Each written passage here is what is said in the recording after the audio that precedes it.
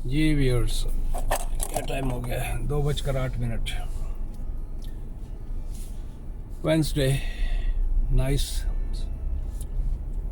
21 degree, खूबसूरत ठंडी हवा चल रही है। कल परसों जो था 29 था, एयर कंडीशन धनाधन चल रहा था। कल 22 हो गया और आज 21 है। ऐसा लग रहा है कि मरी में या किसी पहाड़ी इलाके में है। नाइस कूल ब्रीज, और रात को तो इतनी ठंडी हवा थी कि इवन 14 डिग्री पे चला गया था। This is what Canada is all about. Weather का मैं इसीलिए जिक्र बीच बीच में करता हूँ ताकि यहाँ के वेदर का भी लोगों को अंदाज़ा होता रहे।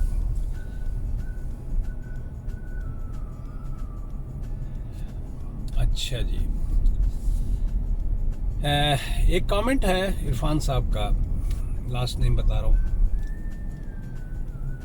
मेरी जो वीडियो थी, वीडियो नंबर 4, अब मेरा जो टाइटल है तकरीबन सेम ही रहा करेगा। मैं से वीडियो नंबर चेंज करता जाऊंगा उसके ऊपर। उसमें एक तो मेरा टाइम भी बचता है और it's way too easy for मी।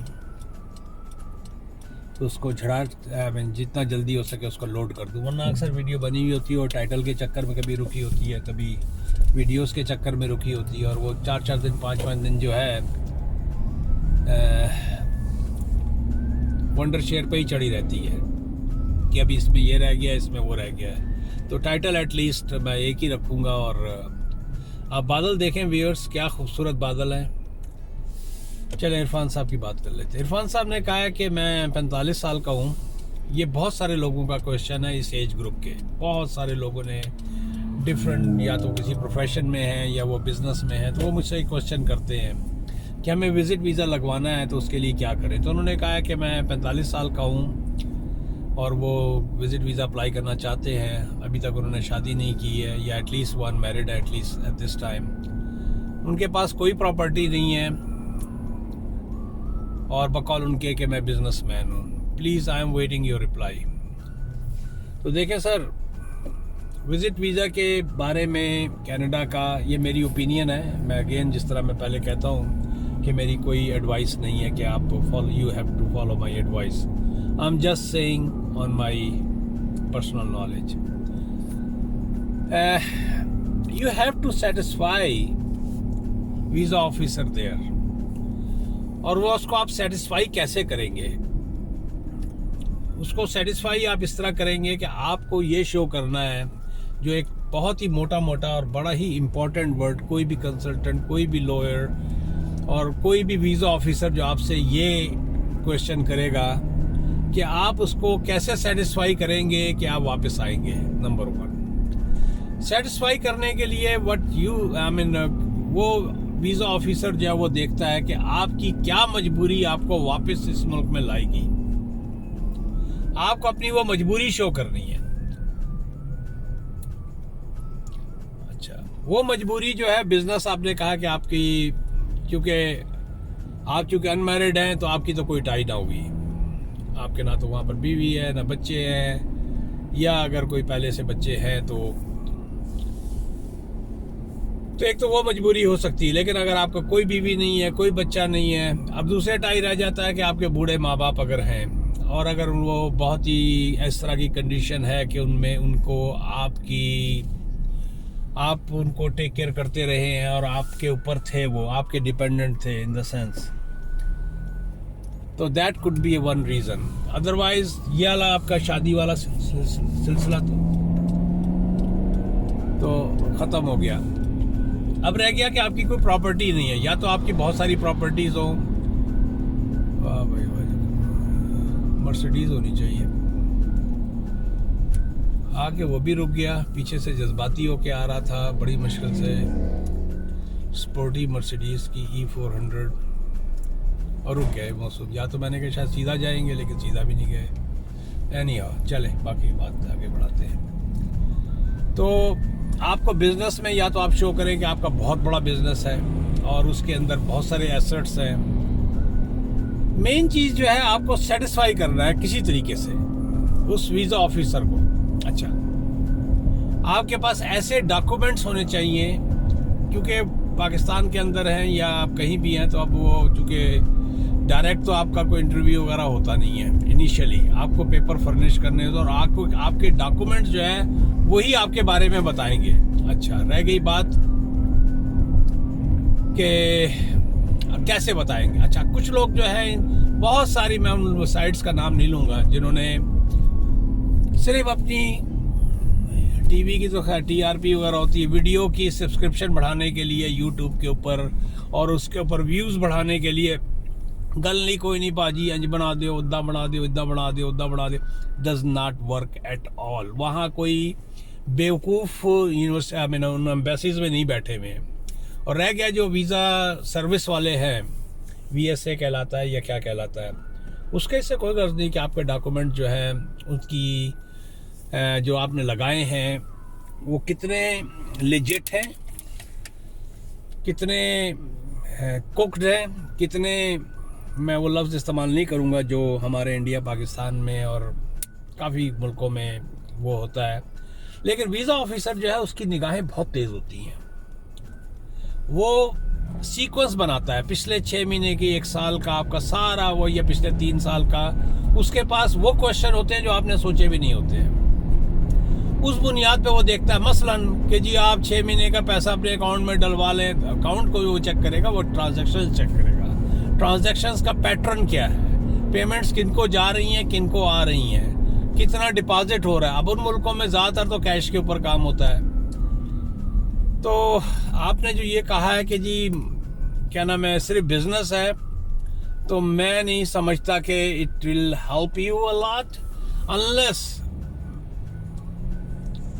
आपका बिजनेस जो है उसको प्रूव करे कि yes you are financially well settled in India या पाकिस्तान, आपने बताया नहीं आप कहाँ से हैं, वो प्रूव करे। और वो जाता है, उसका जो लिंक है वो जाता है आपकी टाइज के साथ कि क्या आपको ये बिजनेस वापस लाएगा, तब तो बात बन जाएगी। बाकी नामुमकिनात में से कुछ भी नहीं है। मैं आपको कहूँ कि सारी नेगेटिव बातें, क्योंकि वीज़ा ऑफिसर भी जो बैठा हुआ है वो इंसान ही बैठा हुआ है, जिसने चेक करना है आपके उसको और जिसने वीज़ा लगाना है, उसके दिमाग को क्या बात क्लिक कर जाए, नेवर नो, नामुमकिन नहीं, ऐसी कहानी नहीं है।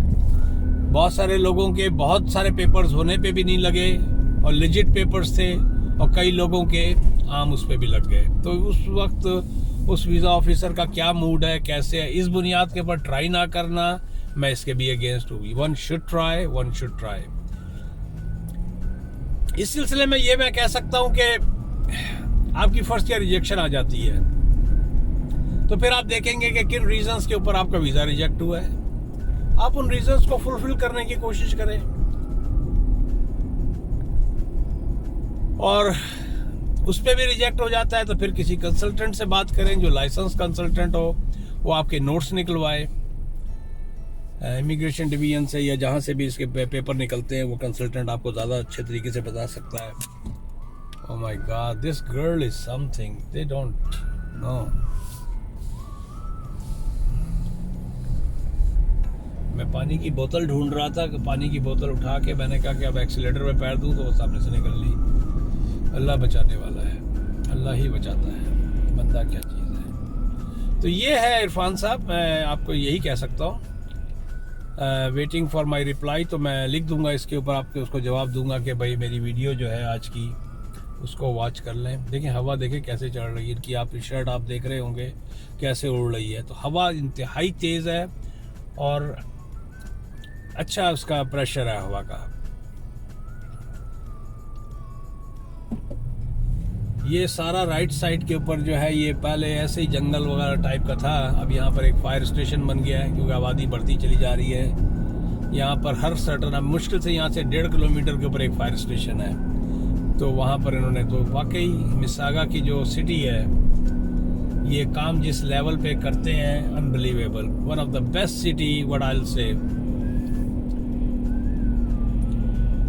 शेख साहब ने कहा कि अच्छा जी, हाँ, मैं बड़ी अच्छी बात है उन्होंने, इसको भी निपटाई देते हैं इसके अंदर। यहाँ पर पिछले लास्ट वीक इजाज़ चौधरी साहब को 4 या 5 गोलियां मार के पुलिस वाले ने मार दिया। शिज़ोफ्रेनिक के वो मरीज़ थे, ही वाज, मुझे उनकी शक्ल बड़ी जानी पहचानी सी लगती है, क्योंकि एक नॉट, अब तो खैर बहुत बड़ी आबादी हो गई है, लेकिन मसाजिद में कहीं ना कहीं मैंने उनको देखा हुआ था।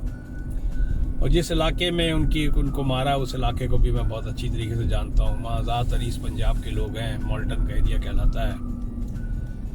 और ये अपार्टमेंट बिल्डिंग्स जो हैं उनमें काफ़ी पाकिस्तानी भी वहाँ पर रहते हैं। गोरवे और मॉर्निंग स्टार पे, यस मॉर्निंग स्टार ही है शायद, या मॉर्निंग स्टार और गोरवे के इंटरसेक्शन के ऊपर ये उनकी अपार्टमेंट बिल्डिंग थी। जो ज़ाहरी खबरें ये आई गई हैं कि पैरामेडिक्स वो शिज़ोफ्रेनिक के जो दिमागी तौर पे जो होता है उसके मरीज़ थे, उससे पहले भी बुलाया गया था पैरामेडिक्स को, या जो भी है पैरामेडिक्स ने, उनके हाथ में शायद छुरी वगैरह थी। चले साड़ी बारी असी लंघ लेने खिलौते रहो। तो उनके हाथ में छुरी वगैरह थी, उन्होंने कॉल किया पुलिस को। पुलिस ने आते साथ ही जब उसके हाथ में छुरी थी, आओ ना देखा ना ताओ, 4 या 5 गोलियां दाग दी। उसके बाद गाड़ी में बैठे और निकल लिए। ये मार्केट के अंदर खबर है। इसके ऊपर ये भी शौक है कि उनके जो रिश्तेदार थे उन्होंने कहा था कि हमें साथ ले जाओ, ताकि हम जो है उनको समझाते हैं, बिकॉज ये कहा जा रहा है कि उनको इंग्लिश नहीं आती थी मौसूफ को। तो जो भी ऑर्डर्स उसको दिए गए उन्होंने उसके ऊपर अमल नहीं किया। तो ज़ाहिरन तो बड़ी बर्बरियत और जिस तरह आजकल चल रहा है, क्योंकि इनके पास अथॉरिटीज़ काफ़ी होती हैं, जब इनकी लाइफ को ख़तरा होता है तो इनको हक है कि गोली मार दें। लेकिन उसमें बहुत सारे क्वेश्चंस उठते हैं। अब उसकी क्या नाम है, SIU है या जो भी है, इसकी जो वो हो रही है, इन्वेस्टिगेशन हो रही है इसकी। हमारी जो मेयर है मिस आगा की, उन्होंने यहाँ तक कहा है कि हम पुलिस का बजट अगले साल कम कर देंगे। तो बातें तो बहुत सारी हुई हैं, देखें कहानी कहाँ पर जाके इसकी रुकती है, क्योंकि 2 मुतज़ाद बातें हैं। जो उनके रिश्तेदार वगैरह हैं, उन्होंने कहा कि हमें क्यों नहीं जाने दिया साथ, हम उनको समझा देते, क्योंकि लैंग्वेज इश्यूज़ था। तो यहाँ पर पुलिस वालों का एक रूल है सर्टन के, वो 1 मिनट व्यूअर मैं अपनी मेल चेक कर लूँ। I am expecting some mails, 2 दिन से चेक कर रहा हूँ, आई नहीं है। तो आप देखें जब तक नेबरहुड को।